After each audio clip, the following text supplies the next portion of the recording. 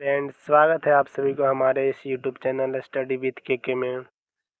तो आज हम लोग एनसीईआरटी और एससीईआरटी के सीरीज को क्रम में रखते हुए क्लास 8 हिस्ट्री चैप्टर 1 के एमसीक्यू करने वाले हैं, जो कि आपके आने वाले एग्ज़ाम्स के लिए बहुत ज़रूरी है और आपको उसमें बहुत ज़्यादा मदद मिलेगी। तो चलिए स्टार्ट करते हैं। लेकिन स्टार्ट करने से पहले एक छोटा सा रिक्वेस्ट है कि जिन्होंने अभी तक चैनल सब्सक्राइब नहीं किया हुआ सब्सक्राइब कर लें और बेल आइकन की घंटी भी प्रेस कर लें, ताकि आपको हमारे चैनल से संबंधित जानकारी आपको प्राप्त होते रहे। चलिए आज का सेशन स्टार्ट करते हैं। हमारा जो 8 क्लास का जो चैप्टर है हिस्ट्री का पहला, उसका नाम क्या है? तो उसका नाम है कैसे, कब और कहाँ। यह हमारा पहला चैप्टर का नाम है और इसमें एससीईआरटी और एनसीईआरटी दोनों का ऑब्जेक्टिव क्वेश्चन लगा हुआ है।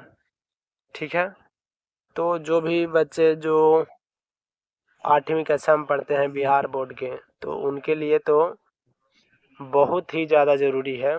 साथ ही साथ जो भी व्यक्ति कम्पिटिटिव एग्ज़ाम की तैयारी करते हैं उनके लिए भी ज़रूरी है। चलिए स्टार्ट करते हैं। हमारा पहला प्रश्न है आज का कि राष्ट्रीय संग्रहालय और राष्ट्रीय अभिलेखागार कहाँ स्थित है? तो यह जो स्थित है ना, वह कहाँ है? यह दिल्ली में स्थित है। इसका स्थापना कब हुआ था? तो इसके स्थापना की बात की जाए, इसकी स्थापना 1891 में हुआ था। ठीक है, लेकिन जब सुनिए इसका स्थापना हुआ था ना, तब इसको कहाँ बनाया गया था? तो यह बनाया गया था कोलकाता में। ठीक ना। लेकिन जब 1911 में, हम आपको पता होगा कि 1911 में क्या हो गया कि दिल्ली राजधानी बन गया, तो इसको दिल्ली लाया गया। ठीक है, दिल्ली जब लाया गया तो अभी जिस भवन में संग्रहालय है उसका निर्माण कब किया गया है? तो उसका निर्माण जो किया गया है 1926 में किया गया है। तो ये सारे फैक्ट्स आपको याद रखने हैं। और मुंबई क्या है? तो मुंबई किसको क्या कहते हैं? मुंबई को वित्तीय राजधानी कहा जाता है। भारत की वित्तीय राजधानी है मुंबई। और देहरादून क्या है? तो देहरादून में कौन सा अनुसंधान है? बताइए, कमेंट करके बताइएगा। देहरादून में कौन सा संस्थान है? नेक्स्ट प्रश्न है, भारतीय इतिहास के औपनिवेशिक युग से अभिप्राय क्या है? तो औपनिवेशिक युग से अभिप्राय है कि ब्रिटिश काल, मतलब जब भारत गुलाम था उसकी बात हो रही है। तो इसका आंसर सी हो जाएगा, ब्रिटिश काल। औपनिवेश क्या कहा जाता है? औपनिवेश तो जब कुछ शक्तिशाली देश कमजोर देश पर अधिकार कर लेता है और उसकी सारी शासन व्यवस्था को अपने कंट्रोल में ले लेता है, तो उसी को क्या कहते हैं? उस देश का उपनिवेश कहते हैं। जैसे भारत था किसका? भारत था इंग्लैंड का। तो उस समय के युग को क्या कहा जाता था? औपनिवेशिक युग कहा जाता था। नेक्स्ट प्रश्न है, प्रश्न संख्या 3 है, इतिहास को कितने कालों में बांटा गया है? तो यह जो काल है ना, वह 3 काल में बांटा गया है। कौन कौन? तो पहला हो जाएगा प्राचीन काल यानी प्राचीन इतिहास, और दूसरा क्या हो जाएगा? मध्यकालीन इतिहास, मध्यकालीन इतिहास, और तीसरा क्या हो जाएगा? तीसरा हो जाएगा आधुनिक इतिहास, आधुनिक इतिहास। तो यह 3 भागों में इतिहास को बांटा गया है। चलिए आगे प्रश्न पर चलते हैं। जेम्स मिल स्कॉटलैंड द्वारा लिखित पुस्तक का नाम बताइए। तो उन्होंने जो पुस्तक लिखा था वो पुस्तक का नाम है A History of British India. A History of British India मतलब कि जब हमारे इंडिया में ब्रिटिश शासन था उस समय की इतिहास को इन्होंने लिखा है। उन्होंने अपने किताब में भारतीय इतिहास को 3 कालों में बांटा है, एक हिंदू और फिर मुस्लिम, और फिर क्या? फिर तीसरा जो बांटे हैं वह है ब्रिटिश इंडिया। यह 3 कालों में इन्होंने भारतीय इतिहास को बांटा है। नेक्स्ट प्रश्न है 5 नंबर, 1817।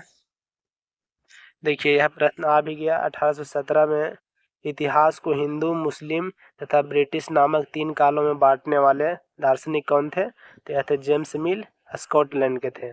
ठीक है, नेक्स्ट प्रश्न है, ब्रिटिश काल के महत्वपूर्ण दस्तावेजों को बचाकर रखने के लिए क्या बनाए गए?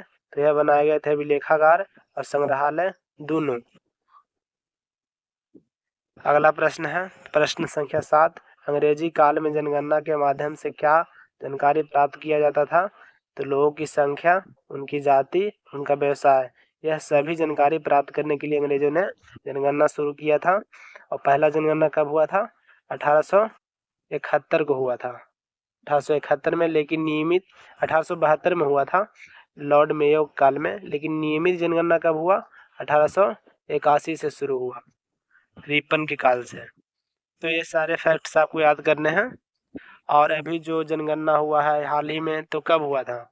तो अभी तो जो जनगणना हुआ है 2011 में हुआ है, हालांकि होना था फिर 2021 में, लेकिन कोविड के कारण नहीं हुआ, ठीक ना। लेकिन अब वापस से होना है, 2026 में जनगणना होगा, और 2026 में एक और जनगणना ऐड किया जाएगा, कौन सा? तो जातिगत जनगणना भी होने वाला है। चलिए आगे चलते हैं अगले प्रश्न पर। 8 नंबर क्या है कि देश का शासन अच्छी तरह से चलाने के लिए अंग्रेजों ने किस पर विशेष महत्व दिया? तो उन्होंने करवाया भारत का सर्वेक्षण, कि भारत किस चीज़ में पिछड़ा हुआ है या फिर क्या करें कि हम व्यापार अच्छे से कर सकते हैं, तो इसलिए उन्होंने सर्वेक्षण पर महत्व दिया। नेक्स्ट प्रश्न है, A History of British India नामक बुक किसने लिखा? तो यह लिखे थे जेम्स मिल ने। अब इन्होंने क्या किया था? 3 काल में बांटा था, किसको? भारतीय इतिहास को, हिंदू, मुस्लिम और ब्रिटिश इंडिया। नेक्स्ट प्रश्न है 10 नंबर, कि शास्त्रा भेंट किसको कहा गया है? तो शास्त्र भेंट जो कहा गया है वह प्राचीन भारतीय ग्रंथ को कहा गया है, और यह जो ग्रंथ है इसको भेंट किया था भारतीय ब्राह्मण जो थे, महारानी विक्टोरिया को भेंट किए थे। नेक्स्ट प्रश्न है 11 नंबर, राष्ट्रीय अभिलेखागार की स्थापना कब हुआ, कब बनाया गया? तो बताइए। यह 1891 में बनाया गया था। कहाँ पे बनाया गया था? तो कलकत्ता में बनाया गया था। लेकिन अभी कहाँ है? तो अभी दिल्ली है, वर्तमान में दिल्ली है राष्ट्रीय अभिलेखागार। ठीक है, बाकी 1920 में क्या हुआ था? तो 1920 में एक महत्वपूर्ण घटना हुआ था, उसका नाम क्या था? तो असहयोग आंदोलन, असहयोग आंदोलन। और 1905 में क्या हुआ था? तो 1905 में हुआ था बंगाल विभाजन, बंगाल विभाजन। 1907 में क्या हुआ था? 1907 में हुआ था सूरत अधिवेशन, सूरत अधिवेशन।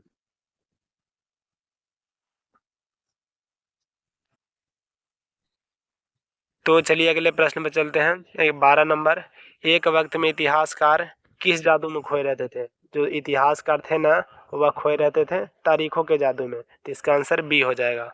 नेक्स्ट प्रश्न है, लॉर्ड वारेन हेस्टिंग्स बंगाल के गवर्नर कब बने?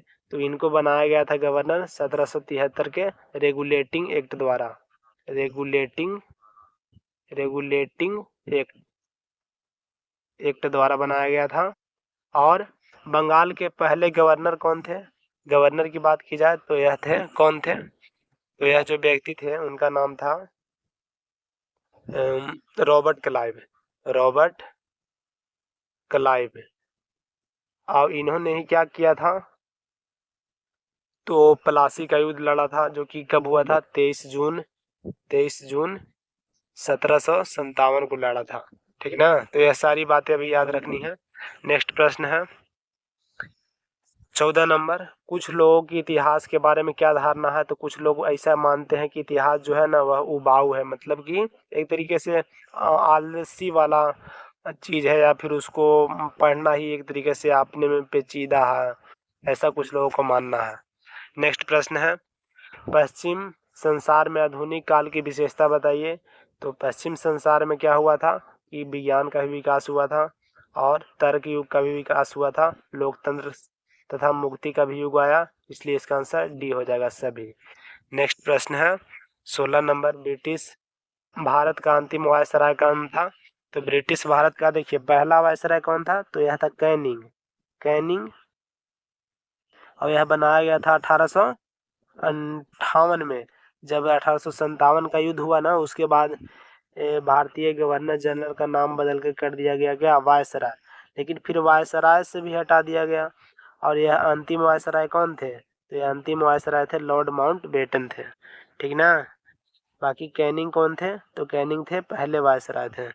नेक्स्ट प्रश्न है, भारत के अंतिम वायसराय कौन थे? फिर वही प्रश्न आया है, तो यह लॉर्ड माउंटबेटन थे। रिपन के काल में क्या हुआ था? तो रिपन के काल में 1881 में जनगणना शुरू हुआ था। लॉर्ड कर्जन के काल में क्या हुआ था? तो 1905 में हुआ था बंगाल का विभाजन, बंगाल विभाजन, ठीक ना। तो ये सारी बातें भी याद रखनी, क्योंकि एग्जाम में प्रश्न इससे भी बनते हैं। बंगाल विभाजन हुआ था। बाकी लॉर्ड इरविन कौन थे? तो इरविन का कुछ घटना याद कीजिए। हाँ, इरविन के समय में क्या हुआ था? गोलमेज सम्मेलन हुआ था 1931 में।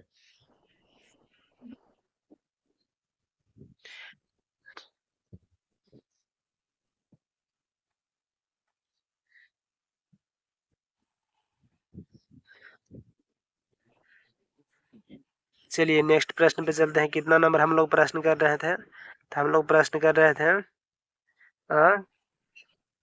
कितना नंबर? 1 मिनट, यह दूसरा पीडीएफ खुल चुका है। हम लोग प्रश्न कर रहे थे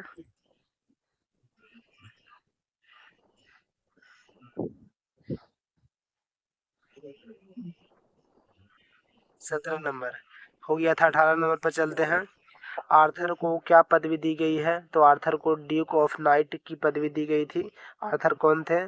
तो महारानी महारानी विक्टोरिया, विक्टोरिया के तीसरे पुत्र थे, तीसरे पुत्र थे, ठीक ना, आर्थर।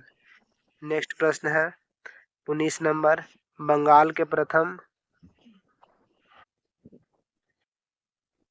बंगाल के प्रथम गवर्नर जनरल कौन है? तो बंगाल के प्रथम गवर्नर जनरल बनाए गए थे वारेन हेस्टन। कब बनाए गए थे? तो 1773 के रेगुलेटिंग एक्ट द्वारा। बाकी बंगाल के प्रथम गवर्नर की बात की जाए तो रॉबर्ट क्लाइव थे, रॉबर्ट क्लाइव। और डलहौजी ने क्या किया था? तो डलहौजी ने डलहौजी के काल में क्या हुआ था? तो डाक वगैरह शुरू किया गया था भारत में। और रिपन के काल में बताया ही क्या हुआ था? जनगणना शुरू हुई थी। नेक्स्ट प्रश्न है, जेम्स मिल ने भारत के इतिहास को कितने कालों में बांटा? तो हिंदू, मुस्लिम, ब्रिटिश, या तीनों कालों में बांटा था, इसलिए इसका आंसर डी हो जाएगा। नेक्स्ट प्रश्न है, प्रश्न संख्या 21, ब्रिटिश काल के संदर्भ में कथनों पर विचार कीजिए। तो क्या है पहला कथन? सही कथन को चुनना है। देख लीजिए यहाँ पे सही कथन चुनना है। हिंदुस्तान के नक्शे तैयार करने का कार्य रॉबर्ट क्लाइव ने जेम्स रेनले को दिया था। तो यह कथन तो सही है कि इन्होंने किसको काम दिया था? रे, रेनले को काम दिया था। किसके लिए? कि हिंदुस्तान का नक्शा तैयार कीजिए आप, ठीक है। तो यह पहला कथन तो सही है, पहला कथन सही है। दूसरा कथन क्या है? रॉबर्ट क्लाइव भारत का प्रथम गवर्नर जनरल था। तो नहीं, रॉबर्ट क्लाइव जो थे वो बंगाल के प्रथम गवर्नर थे, भारत के गवर्नर जनरल नहीं थे। तो दूसरा कथन गलत हो जाएगा। तीसरा प्रश्न क्या है? तीसरा कथन, भारत का अंतिम governor general lord Mountbatten था। तो हाँ, यह सही है। भारत का अंतिम गवर्नर जनरल कौन था? लॉर्ड माउंट बेटन था। तो इसका आंसर क्या हो जाएगा? 1 और 3 सही होगा। तो कौन सा ऑप्शन होगा? ऑप्शन सी, 1 और 3 सही है। नेक्स्ट प्रश्न है, मिल ने क्या सुझाव दिया ताकि भारतीयों को ज्ञान और सुखी जीवन प्रदान किया जा सके? तो मिल ने बोला कि सारे भूभाग पर कब्जा कर लीजिए और इससे भारत का विकास हो जाएगा। मिल कौन थे? तो इन्होंने ही लिखा था the history of British India book, ठीक है। आगे चलते हैं 23 नंबर प्रश्न पे। निम्न में से गवर्नर के पद पर कौन नहीं रहे थे? तो बताइए, हेस्टिंग तो थे, कब बनाए गए थे? तो 1773 में बनाए गए थे रेगुलेटिंग एक्ट द्वारा। फिर रिपन भी थे, 1881 के समय में बनाए गए थे। रेनले कौन थे? तो रेनले नहीं बनाए गए थे। इनको मिला था मानचित्र बनाने का, मानचित्र यानी नक्शा बनाने का काम मिला था। किसने दिया था? तो रॉबर्ट क्लाइव ने दिया था। अभी बताया ना ऊपर वाले प्रश्न में, रॉबर्ट क्लाइव ने दिया था। बाकी विलियम बेंटिंग भी थे। तो इसका आंसर क्या हो जाएगा? इसका आंसर हो जाएगा कि रेनले गवर्नर के पद पर नहीं थे। Option C. नेक्स्ट प्रश्न है, भारत की पहली क्रांति कब हुई? तो भारत की जो पहली क्रांति हुई 1857 में हुआ है और यह क्रांति को पहली क्रांति के रूप में जाना जाता है। अब इसकी क्रांति करने वाले व्यक्ति कौन थे? मंगल पांडे थे। मंगल पांडे। और उस समय बिहार से क्रांति कौन किए थे? तो बाबू कुंवर सिंह जगदीशपुर के थे। नेक्स्ट प्रश्न है, महारानी विक्टोरिया के तीसरे पुत्र के रूप में किसे जाना जाता है? तो हम बता चुके हैं कि यह कौन थे? आर्थर थे, जिसे ड्यूक ऑफ क्या नाम दिया गया था? ड्यूक ऑफ ड्यूमा। तो यही थे महारानी विक्टोरिया के तीसरे पुत्र के नाम से भी जाने जाते थे। डलहौजी के काल में क्या हुआ था?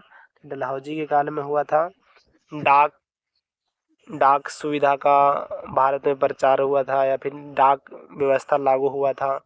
और हेंगस्टन जो बनाए गए थे 1773 रेगुलेटिंग एक्ट द्वारा गवर्नर, बंगाल के गवर्नर जनरल। नेक्स्ट प्रश्न है, जब एक देश दूसरे देश की नकल करके अपने में बदलाव लाते हैं तो उसे हम कहते हैं औपनिवेशिक कहते हैं। ठीक है। नेक्स्ट प्रश्न है 27 नंबर, वारेन हेस्टन प्रथम गवर्नर जनरल कब बने? यह बने थे 1773 के रेगुलेटिंग एक्ट द्वारा। अगला प्रश्न है 28 नंबर, ब्रिटिश सत्ता की प्रतीक किसे कहा गया है? तो ब्रिटेनिया को ब्रिटिश सत्ता का प्रतीक कहा गया है। ठीक है। अगला प्रश्न चलते हैं, कितना नंबर? प्रश्न संख्या 29 पर, भारत में अंग्रेजी शासन को किस नाम से जाना जाता है?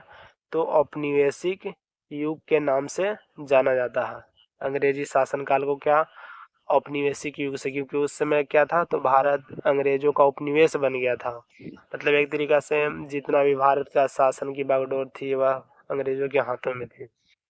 नेक्स्ट प्रश्न है 30 नंबर, अंग्रेजों के अनुसार शासन चलाने के लिए महत्वपूर्ण क्या है? तो उन्होंने क्या करवाया था? सर्वेक्षण करवाया था। नेक्स्ट प्रश्न है, लिप्टन चाय का विज्ञापन कब तैयार किया गया?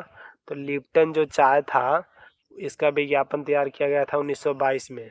तो ये जो डेट है इसको आपको याद करने ही होंगे, क्योंकि एग्जाम में प्रश्न ऐसे ही बनेगा कि लिप्टन चाय का विज्ञापन कब तैयार किया गया? तो 1922 में। तो इसमें कुछ एक्स्ट्रा तो बताने लायक है नहीं। चलिए आगे चलते हैं। अंग्रेजों की मदद के बिना हिंदुस्तान प्रगति नहीं कर सकता, किसने कहा था? तो यह कहने वाले व्यक्ति कौन थे? बताइए। तो यह कहने वाले व्यक्ति जो थे वह कौन थे? तो यह कहने वाले व्यक्ति थे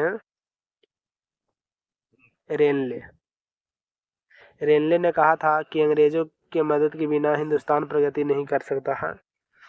नहीं, यह व्यक्ति कहने वाले रेनले नहीं थे, जेम्स मिल थे ना, जिन्होंने पुस्तक लिखा था क्या? ए हिस्ट्री ऑफ ब्रिटिश इंडिया। तो जेम्स मिल ने कहा था कि अंग्रेजों की मदद के बिना हिंदुस्तान प्रगति कर ही नहीं सकता। इसलिए तो उन्होंने कहा था कि अगर हिंदुस्तान को प्रगति करना है तो अंग्रेज पूरे भारत में अधिकार कर ले। तो इसका आंसर ए हो जाएगा, जेम्स मिल। नेक्स्ट प्रश्न है,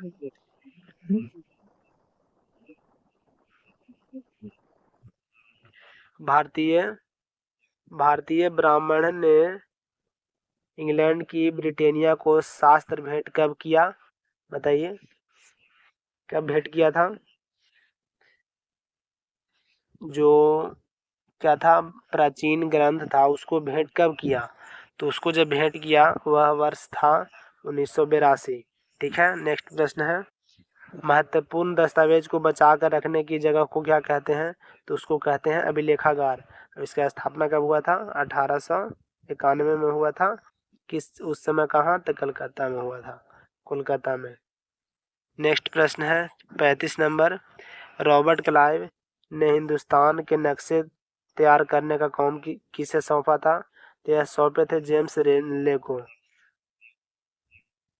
नेक्स्ट प्रश्न है 36 नंबर, कि 1817 में हिंदू मुस्लिम ब्रिटिश नामक 3 कालों में बांटने वाले व्यक्ति कौन थे? तो यह थे जेम्स मिल। ये हिस्ट्री ऑफ ब्रिटिश इंडिया के लेखक भी हैं यह। नेक्स्ट प्रश्न है, अमेरिका की खोज किसने किया? तो अमेरिका की खोज किसने किया है? तो यह करने वाले व्यक्ति कौन थे? कोलंबस। और यह कहाँ के थे? तो यह थे स्पेन देश के थे, स्पेन देश के। कब खोज किया था अमेरिका का? तो 1492 में इन्होंने अमेरिका को खोजा था।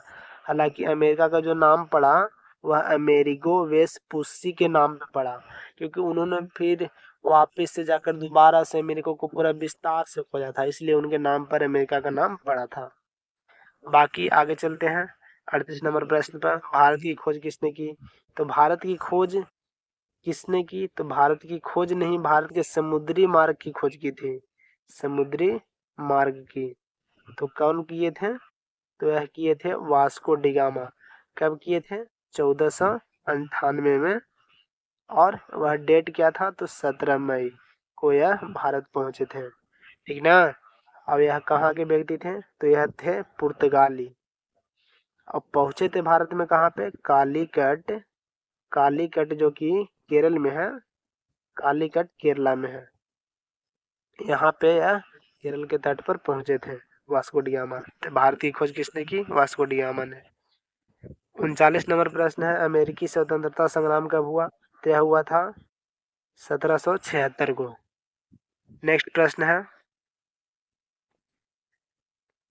उड़ीसा को बिहार से अलग कब कर दिया गया?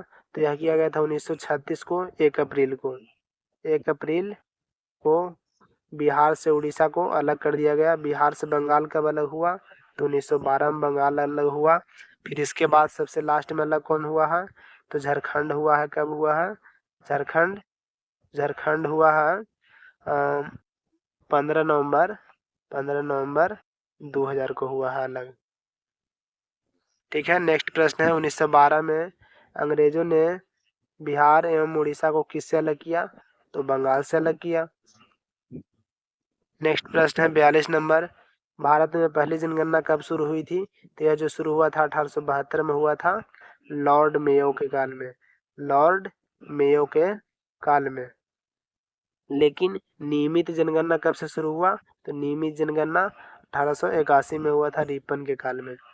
नियमित मतलब उस समय से अभी तक जनगणना होते ही गया, लेकिन अभी वर्तमान में 2011 के बाद जनगणना नहीं हुआ, क्योंकि 2021 में होना था। 10 साल के अंतराल पर जनगणना होती है, लेकिन 2021 में कोविड के कारण जनगणना नहीं हुआ, ठीक है। नेक्स्ट प्रश्न है 43 नंबर, मशीनों से वस्तु के उत्पादन की प्रक्रिया को क्या कहते हैं? तो मशीनों द्वारा अगर हम वस्तु का उत्पादन करते हैं तो उसको हम क्या कहते हैं? औद्योगिक क्रांति कहते हैं। इसका आंसर सी हो जाएगा। नेक्स्ट प्रश्न है, तो प्रश्न यहाँ पर खत्म हो चुका है। तो आज हमने कितना प्रश्न किया? तो 43 प्रश्न किया है, जो कि बहुत इम्पोर्टेंट प्रश्न थे। तो यह सेशन आपको कैसा लगा कमेंट बॉक्स में जरूर बताएं, और किसी एक ग्रुप में इस वीडियो को शेयर जरूर करें, या फिर ऐसे दोस्त को भेजें जो आपके साथ पढ़ते हैं, ताकि उनको भी मदद मिल जाए। तो चलिए ठीक है, मिलते हैं अगले वीडियो में अगले चैप्टर के साथ।